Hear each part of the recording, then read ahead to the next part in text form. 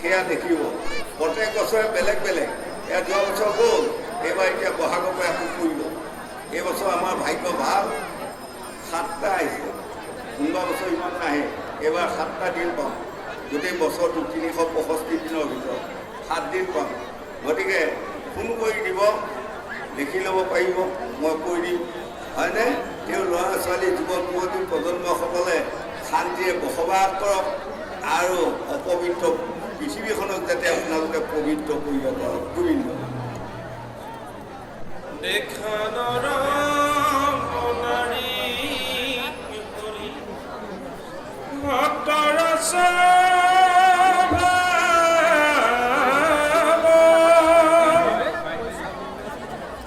চলে চন্দে প্ৰখণ্ডক ব্ৰঞ্জে সৰবাই